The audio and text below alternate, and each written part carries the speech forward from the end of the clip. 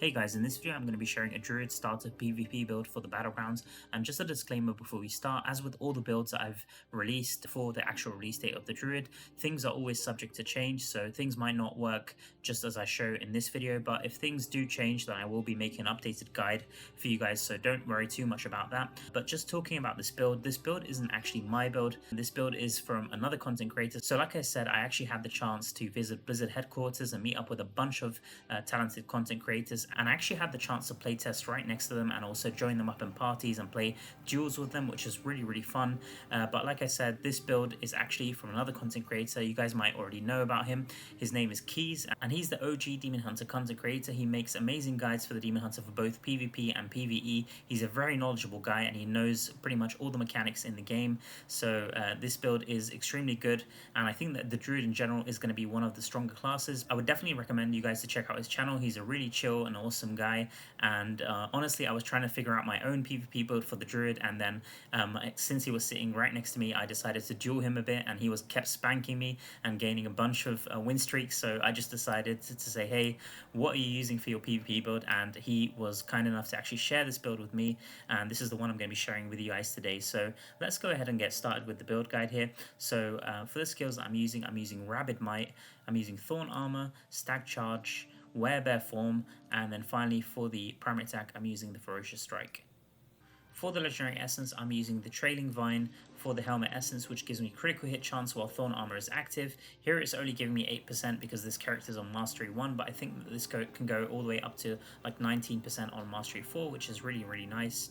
And then for the Chest Essence, I'm using the Barb Mantle, which I think is another essence for Thorn Armor. So it reads that Thorn Armor now shields you and while active causes your attacks to scatter thorns, damaging nearby enemies. The skill can be triggered on primary attacks. For the Shoulders Essence, I'm using the Pile of Plenty, which is one for the Werebear. So this one says that Werebear cooldown is reduced by 0.5 seconds each time your primary attack hits an enemy up to a maximum of 2 seconds. So this really helps to keep you in the Werebear form, which is a really tanky form, and I'll be explaining exactly how it works. But then for the next essence, I'm using the Scorch Birth, and this is one for the Stag Charge. So this one reads that Stag Charge now leaps to a target location, generating primal power based on the number of enemies it hits, and you also have 2 charges of the Stag Charge. It's a really good essence to use. For the main hand essence, I'm using the Craw. This one is a must-have essence for this build. It's just such a good one. This one reads that Werebear now transforms you into a gigantic bear with increased attack range and maximum life. So this one's going to transform you into a huge teddy bear, and you're just going to be super tanky moving around, so definitely recommended. And then for the next one, I'm using Frenzy Read. So this one says that Rabid Might duration is extended by 30% while transformed. So Rabid Might is an extremely good skill in PvP, and I'll be showing exactly why that is, but you definitely want to have this essence just to have the extra duration.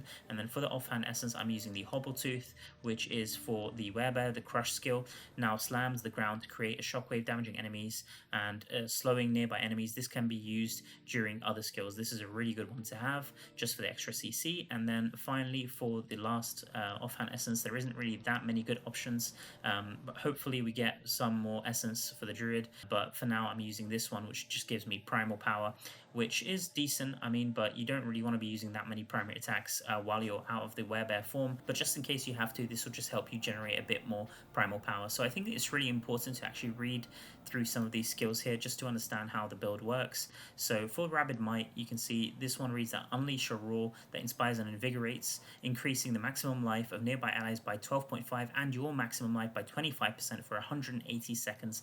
This one is super strong, and then those affected are immune to the next 3 loss of control effects for 6 seconds, and you also generate primal power. And also, because of our main hand essence, like I said, we get the extra duration, which is really good. So this is just a super good skill. It's gonna buff you and buff your allies as well. For the next skill, I'm using Thorn Armor, like I said, which is another buff. So because of the chest essence, this is going to give us a huge shield for 5 seconds, and it also causes your attacks to scatter thorns, and it's going to deal extra damage, cannot trigger more than once per second. If you use a primary attack and this skill is not on cooldown, it will automatically be put on cooldown, so you don't even have to cast the skill, but you can also cast it, and it also gives us the critical hit chance from the helmet piece, like I said.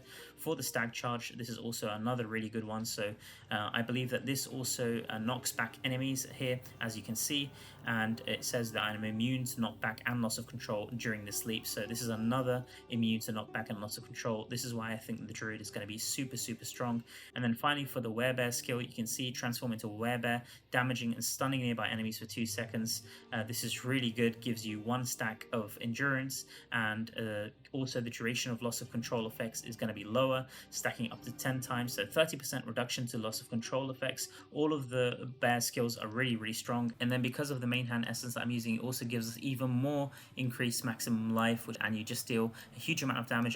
As far as how this build plays, unfortunately I wasn't able to record too much gameplay just because we weren't able to set up the Battlegrounds during the event, unfortunately, but I will be able to explain you guys how this works. It is pretty simple, but it will take a little bit of practice, but I do think that the Druid is going to be super strong for PvP. So how this works is you want to be pressing your buffs, so that's the Rabid Might and the Thorn Armor, and then you want to be jumping in with the Stag Charge, and this jump is immune to knockbacks, and it also gives some CC. It's going to knock up the enemies, and then once you've jumped in with the Stag, you want to be pressing your Werebear and then going ahead and just mauling through your opponents. Something which I forgot to mention is the sets that I'm using. So for the sets, I'm using 4 pieces of Vithus and 4 pieces of the Gloom Guides. So the Gloom Guides is because I'm using the dash with the Stag Charge. You could also switch out the Gloom Guides for something like Mountain Bank, but I do think that the Gloom Guides will probably be the more competitive version once people get used to the build. This was kind of similar with the Tempest release as well. I think when Tempest first released, people were using a lot of Mountain Bank, but then they switched out to go with the Gloom Guide. So this is what I'd recommend. For the legendary gems, unfortunately I wasn't able to test too many of them, so I'm not going to be going through this here. I'll probably make an updated guide about this. And then for the curse gear, I'd probably go for something like Lashed or maybe Nettled. That'll be super good here. And then finally for the Paragon tree, I'm using the classic Brawler tree here, but you could also go for a Gladiator setup with the Cheat Death if you prefer. For the legendary skill, I actually set this up wrong. You don't want to go for Death's Release. You probably want to go for something either like the Benefactor to give you the extra shield, or you can go for the Curse of Weakness. This is really good. So your loss of control effects apply a Curse of Weakness and reduces the damage enemies deal by 30% for 3 seconds, cannot occur more than once every 10 seconds. I'd probably go for this Curse of Weakness here. You could also go for something like the Soul Harvester as well, but I haven't really tested this myself too much. But I would probably stick with Curse of Weakness. The last thing that I want to talk about is the magic attributes and the eternal attributes that you want to look out for. I think this part is really important. From my testing, this build can dish out a lot of damage with the Werebear, so you actually want to stack your tankiness even more. So for the Ancient Legendary here, you can see, I'm just going to use this as an example. You kind of want to go for the Endure.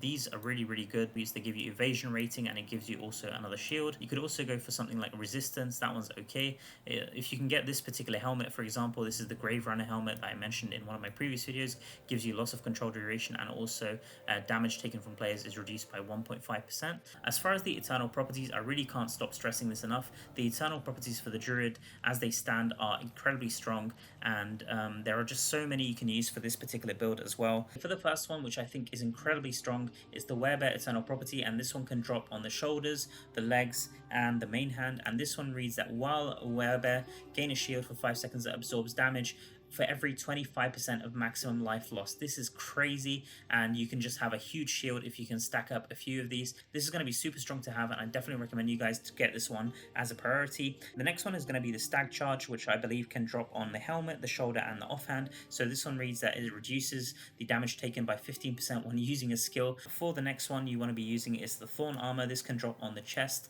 the legs, and also the offhand. So this one reads that when you gain a shield, heal for an amount equal to 8% of its absorb value. This is also going to be really crazy, especially if you stack up the shields with the Endure and with the Werebear. Finally, the last one is the Rabid Might, which can drop on the helmet, the chest, and the main hand. So this one I've already showcased before. This one is going to give you 9% extra damage while a status effect is active. So this one's probably the least priority one, but it's still pretty nice just to have the extra damage increase. As with all of these, I do think that they will be strifed, but if you can get like 3 or 4 of them stacked, then I think that this build will just be taken to the next level. I honestly can't wait to try out the Druid in the live release, especially for for PvP. I think that it's going to be a complete PvP powerhouse, and I wouldn't be surprised that within a few days people are going to be starting to ask for nerfs. But I do think that quite a lot of people will be pretty happy if they do switch out to the Druid and try it out. So do let me know, guys. Do try out this build, and I will be keeping you guys updated, because I do think there will be a few